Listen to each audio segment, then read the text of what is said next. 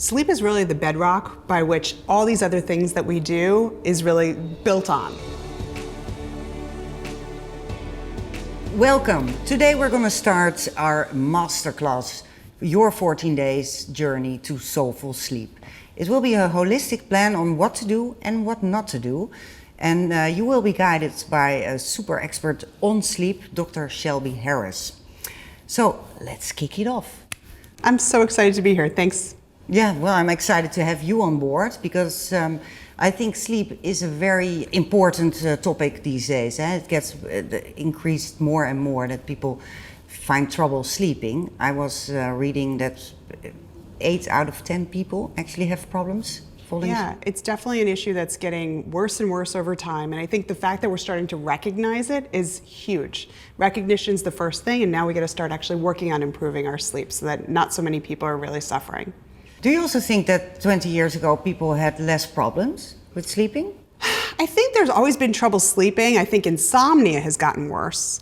But I think it's gotten worse because we don't really have a day or a night in our society anymore. We have technology, we have working from home all the time. We don't really turn the day off, and we're always getting emails and texts in the middle of the night that it makes it a lot harder to kind of demarcate day versus night and winding down to relax.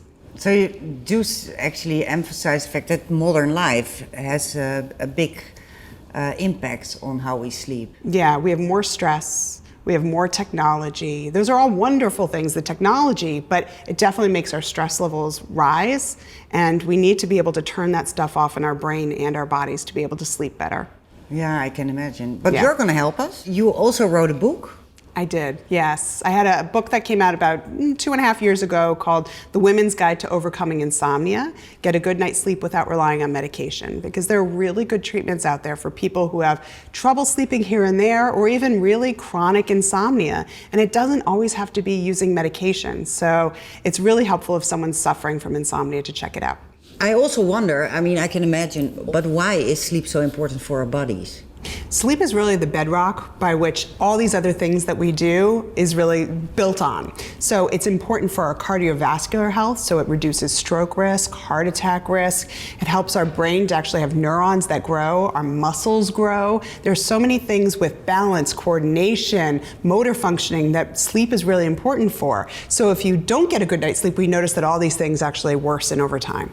So it's also a sort of a recharge. Exactly, it's a recharge. And maybe even healing. Yep, yes, when you're sleeping, your body is literally healing itself from whatever damages have happened during the day. Even when you're exercise, all the muscle tears that happen that should happen when you're exercising actually are repaired during sleep. So sleep is important even to get gains from exercise, diet, trying to lose weight, all of that stuff. It's really important.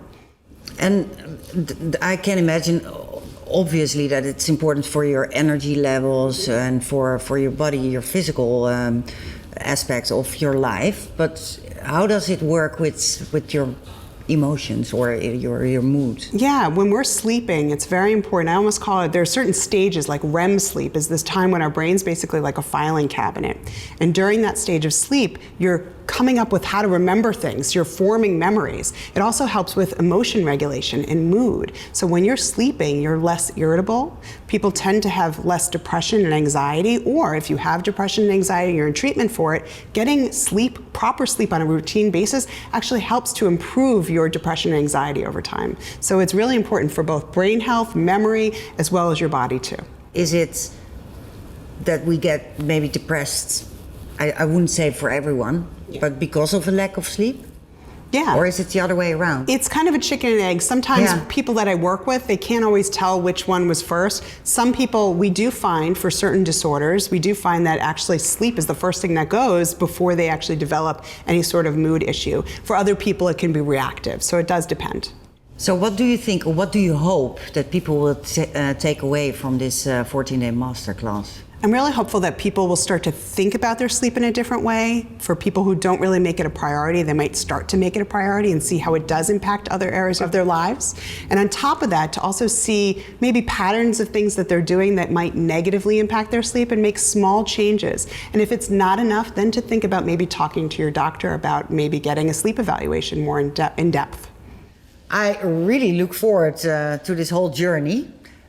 And I really hope you can teach me a few things as well, because I tend to be a night owl, and whatever I try, I always end up going to bed too late. I'm hopeful you'll learn a few things. Yeah, I hope so too. Maybe you can also tell our viewers what we're going to do in the next episode. I think in the next episode, we're going to challenge some sleep myths that people typically have, and I hope that people will start to learn about their sleep in a different way. Sounds good. Thanks. Thank you.